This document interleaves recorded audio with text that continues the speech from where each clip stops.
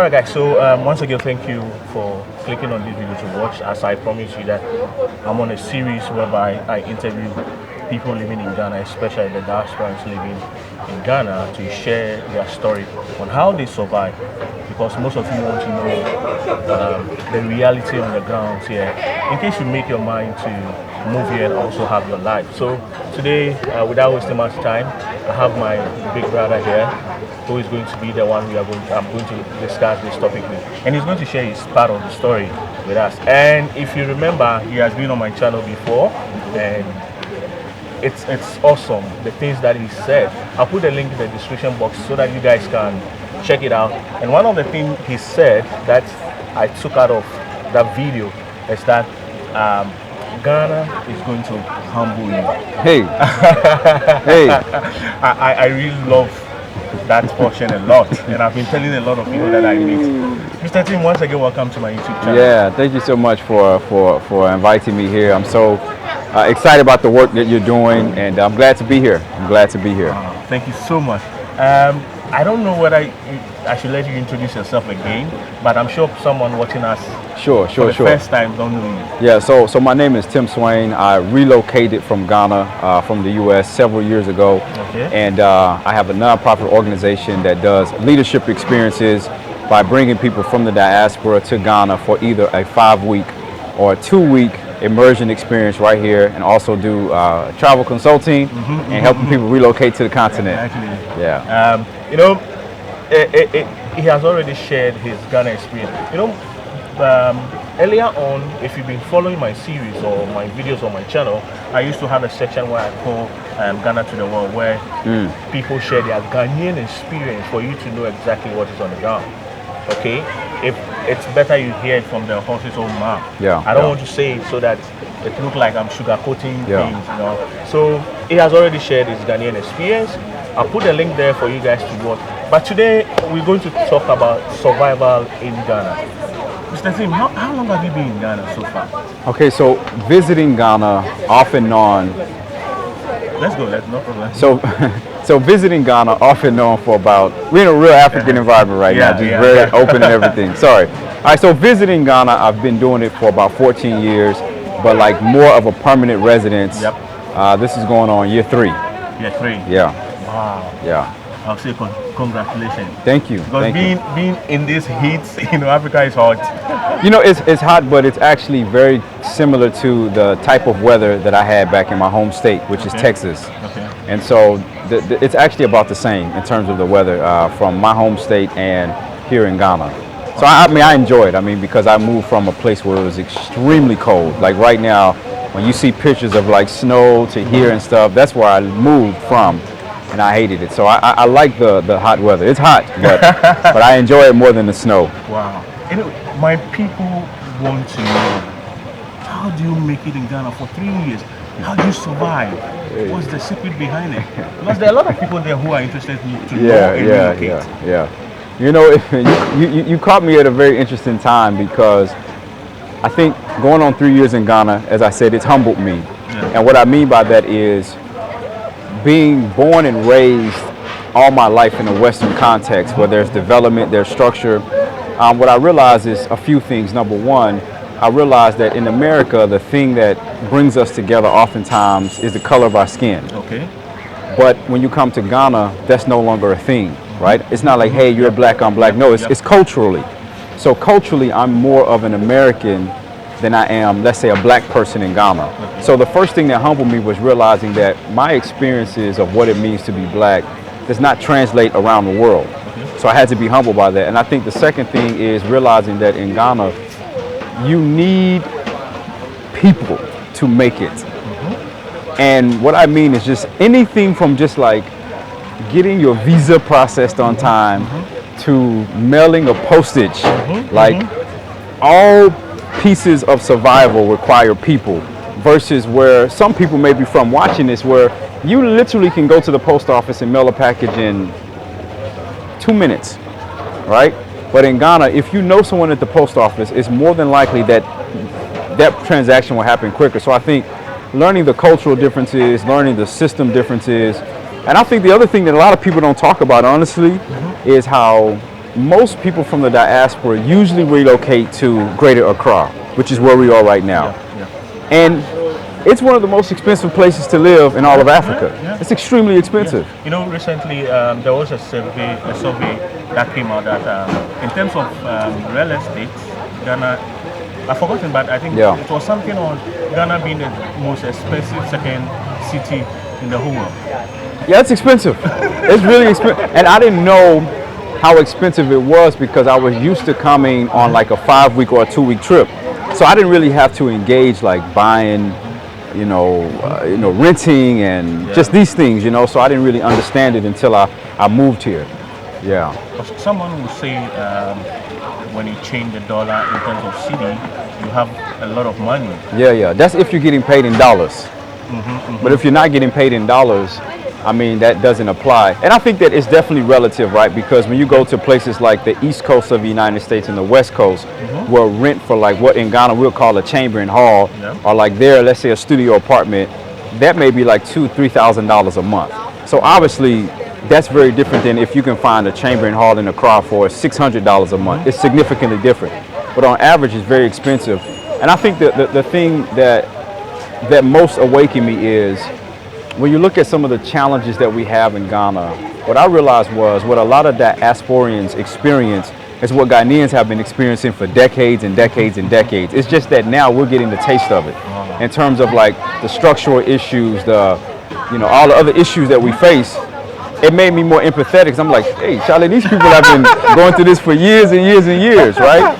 And so I think it creates empathy with the average person that has to go through those issues as well. But if you're getting paid in dollars and a lot of dollars, then it's not a problem. But the average person, contrary to popular belief, is not coming in with just a boatload of money, So yeah. Was it difficult getting yourself to fit into the system? Because you are coming from a different world. I think initially it was difficult. I think the most difficult thing initially was I didn't really know where I fit in because this is just my experience, all right? Okay. When I was coming to Ghana for that 13 years, most of it was like missions work. Oh, okay. So the levels of people that I engaged, it was always us helping. So there wasn't really like a social interaction, let's go hang out and relax. It was always like a helping thing. So even just trying to find different people to hang out with, relax with, I really wasn't exposed to, different populations and kinds of people in Ghana because, it was always coming from missions. And then when I moved here originally, I was working and I was in school full time. So, I just didn't have any time to do anything except, eat and sleep. So initially just developing those relationships was challenging. But it took some time, but now it's really coming around. Coming around. Thank you. Someone said I should ask you, is it difficult to do you find it difficult transitioning into the Ghana culture? So this is what I would say. I think that in terms of culture, food, language barrier, and how do you manage the things without you being back in US? Yeah, I think that. So let's take it from the culture? Let's take it from the culture. The culture is it's not like a one culture, right? So it just depends on what type of culture you have. Like, because what I realized was, remember, I was coming on mission, so I thought this is just an honest opinion, I thought everybody was poor. And like literally I had never even seen, even though I was coming for 13 years, I couldn't have told you what East Legon was, or Adringanor, or airport. I didn't know. Because most of my time was spent number one in the central region, so I didn't even know that people lived, in certain ways of life. So I think culturally, yes, it was difficult because, like I said, when I came, I realized number one, culturally, I'm an American first. And I think even one of the things I realized too was when I went back to the States recently is, for a lot of people who come to Ghana, or let's say people who live in Ghana, who move outside and come back, they're coming back to, like, they've developed memories here their whole life, right? So they've developed memories of mommy, daddy, somebody pounding for food, the smells, and they're coming back to all of these memories. But for a lot of people who come from the diaspora, even myself, I wasn't coming back to these memories. I was creating them when I got here. So the craziness sometimes of the system for a person who's lived here versus the great memories, it's like, Charlie, I love Ghana. But for me, I didn't have built up enough of those memories. But when I go back to the States, it's crazy, right? You're talking about people that are aggressive, racism, and all that crazy stuff. But I grew up there, so I go back to music and friends and just slang that we have that I fit right into that, cultural paradigm. So I think culturally, yes, it was an adjustment, but it wasn't so much of an adjustment that it was like overwhelming and deterring. Does that make sense? Yeah. Wow. So in terms of food and language barrier? I think, everyone, obviously, not everyone, but a lot of people speak English. But I realize that, obviously I'm the one with the Obruni accent, right? Like I'm the one that is not understood as much, especially when I'm speaking rather quickly. And I realize too that in English, particularly in America, we use a lot of words to express something very simple. Like let's say I wanted to, get this water. In English I may say, "Excuse me, do you mind if I get this water?" But in Ghana you may say something like, I don't know what, about your mom, mommy water or something. Right? It's like, give me water. Give me water. It's very just direct. So I think just learning how to, let's say, not use as many words, especially when I'm talking to certain people. And I think that even depending on what you do and how you work, I don't know. So in terms of like the language, I don't know tree. I'm actually learning small. Yes, I saw your video. Yeah, I saw your video where you were learning about it. So it says, how do you manage with the teams? Okay, so I think you've answered. How do you manage with things that you are used to the US? I think you've answered that one. Yeah. So let me ask one more question, and then I think we'll come to it. We'll wrap it up. So a good friend of mine who is called Pharaoh Monk is a big brother of mine, a very good brother of mine, says that one of his questions said, who back home have you missed the most since repatriating to Africa? Oh, that's really an interesting question. I wouldn't say it's a particular person. I would just say it's just the familiarity of that environment. Like I know how to get around. I know how to get things done. I know how to navigate like almost every area of society and life. Versus in Ghana where there's things I'm still learning. Like I don't really know how to navigate certain pieces. But in the States, I know how to navigate in order to make it. So I think it's not necessarily a particular person, but it's just that I know how to navigate that life, because that's where I'm from. So I think just missing that piece. And I'm just gonna be honest with you, man. Listen, my water went out the other day, and it's like, oh my God, So just those parts of the system. Not because of the inconvenience, but I think about like in 2022, in a country where we have a lot of money.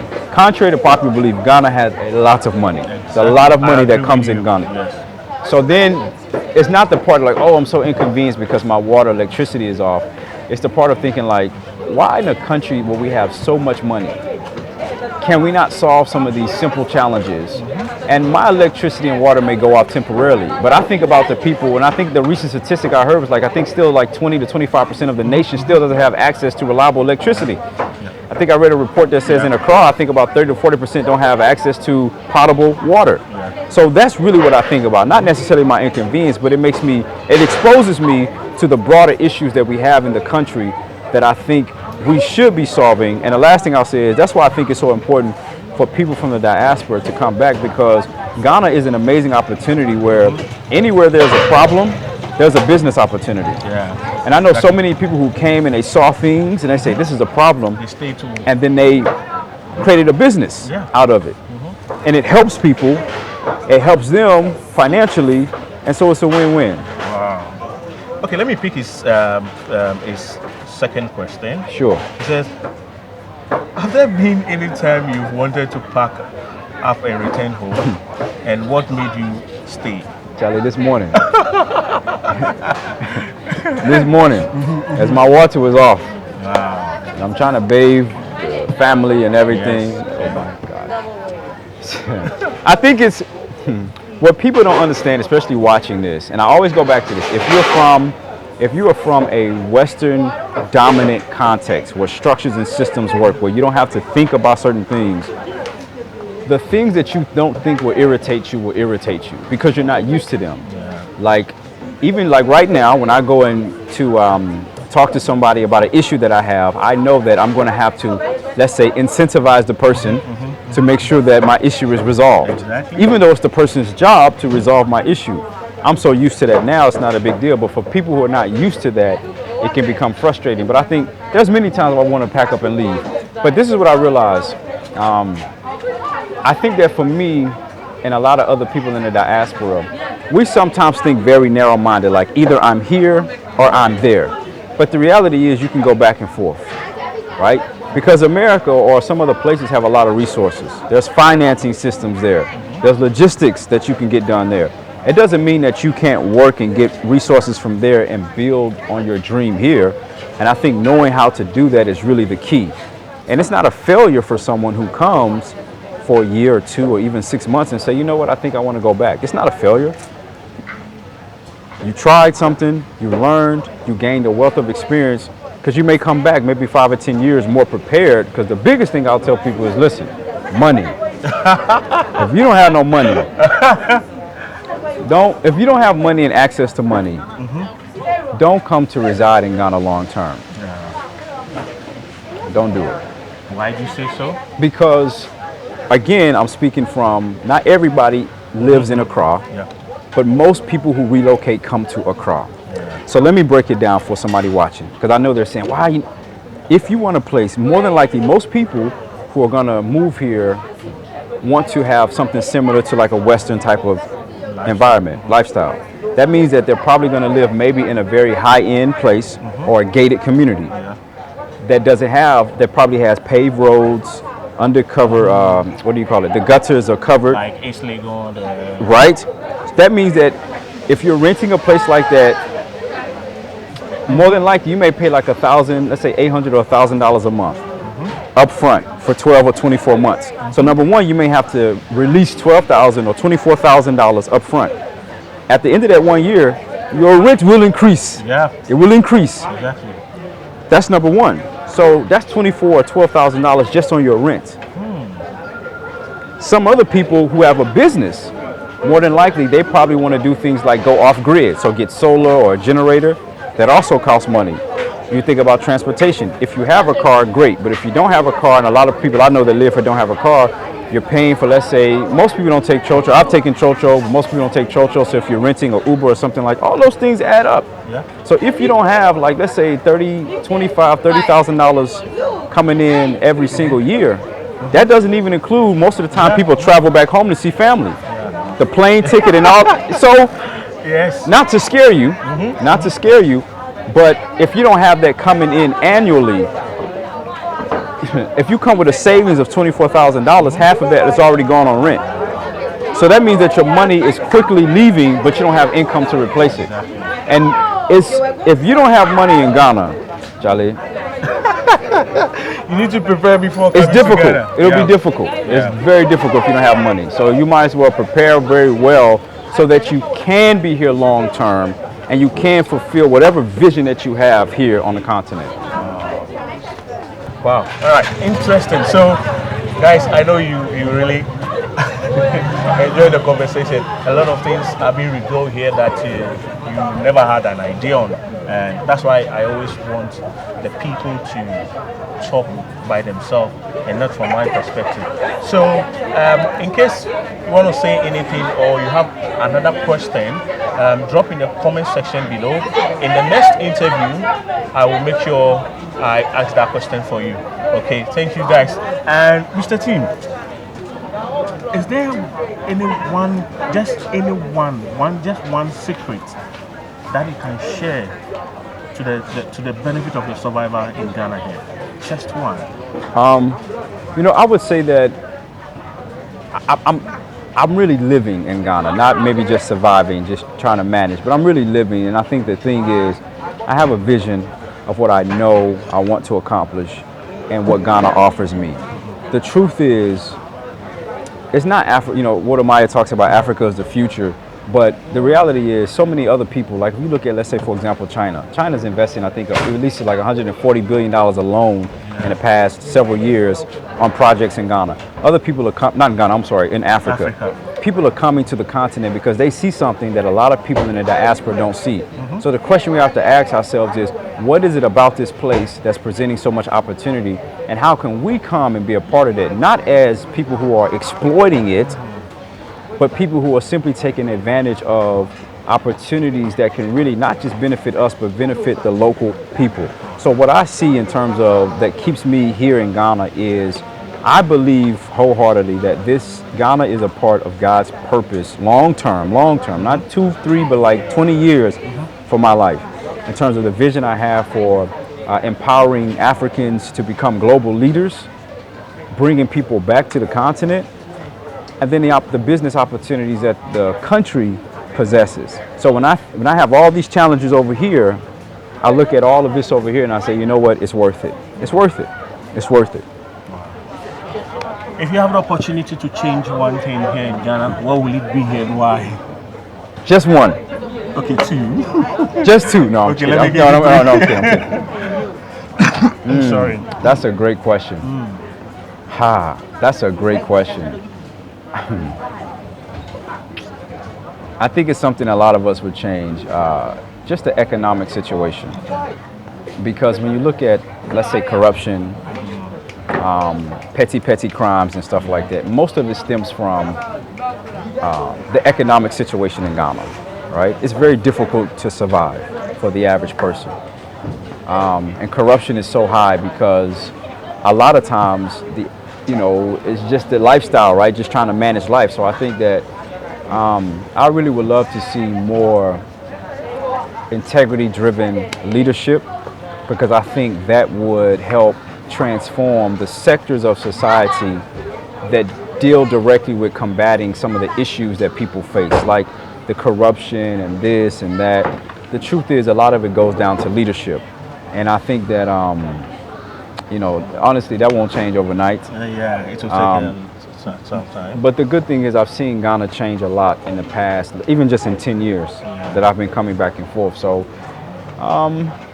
but the hope is, I think, in knowing that the truth is so many people are relocating. And Ghana, from people who are watching this in Ghana, sometimes they don't see it because on the outside, Ghana looks like, Charlie, the way Ghana is marketed on the outside, exactly. You are telling yourself like, I have to get to Ghana. Yeah. I have to get to Ghana. PR is very strong. It's good. It's very, it's serious. Yes. So that presents an opportunity. And if we can translate that into long-term creating systems that take care of the people that's here, as well as the people that are coming back from the diaspora, I think it's a win-win for everybody. I think it's a win-win for everybody.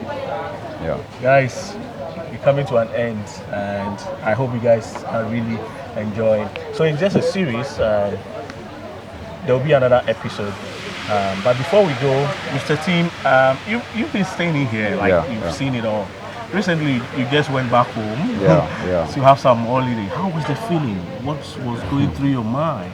Yeah, so originally, honestly, I was very nervous because when I left the States, I left right before coronavirus and so much of the Black Lives Matter movement that was reaching its height. And even though this crazy black racism stuff has been happening for a long time, I was afraid that when I went back, I've been in Ghana, right? I'm not black in Ghana, so I was afraid, how will it be? I'll be looked at differently.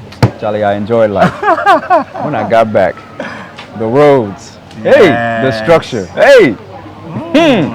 I can just go to the airport, rent a car.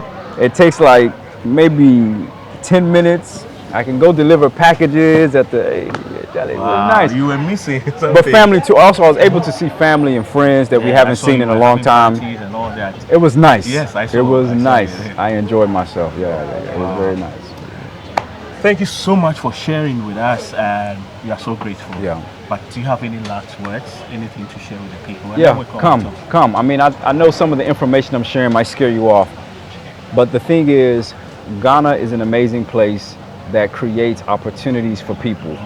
And if we can get past the immediate shock of some of the things that make us inconvenienced and uncomfortable, it can really yield the type of long-term results that I think a lot of us want to see, which is coming back to a place We don't have to define ourselves based off the color of our skin, but we truly can be in an environment where we are valued truly as people. And I wholeheartedly believe 100% in my heart that Ghana and a lot of places in the diaspora provide that. So come on, come, bra fie. That's how you say it, right? Yes, bra fie, that's in Chi. Yeah. And in Ghana we say bashian. Home sweet home. Yeah. All right, thank you so much. It's been an interesting conversation. I have a lot of questions, but hey, we can't, because of time, maybe another time. And my next episode, I promise to bring you someone who will also share how they survive here in Ghana. I know you want to know. And thank you for watching. And please don't forget, Mr. Tim Swain has a YouTube channel. Yeah. He has a lot of videos, informative videos that you will learn a lot about Ghana. You can also get in touch with him in case you want to relocate to Ghana here. And any information you want, you can ask him. I'll put his details in the description box. You can email him, check out his channel. And you want to say something about his channel? No, man, just check it out. All the information is below. So I look forward to hearing from you. Yeah. So until then, I see you on my next episode. My name is Niiayi, aka Ganubi, the one and only Ghana boy. Yes. Until then, okay, so I'll see you guys. And take care of yourself. When you pray, don't forget to say a little prayer for me. Hola, Bawo. Peace out. Wow. Yeah, man. Thank you. We did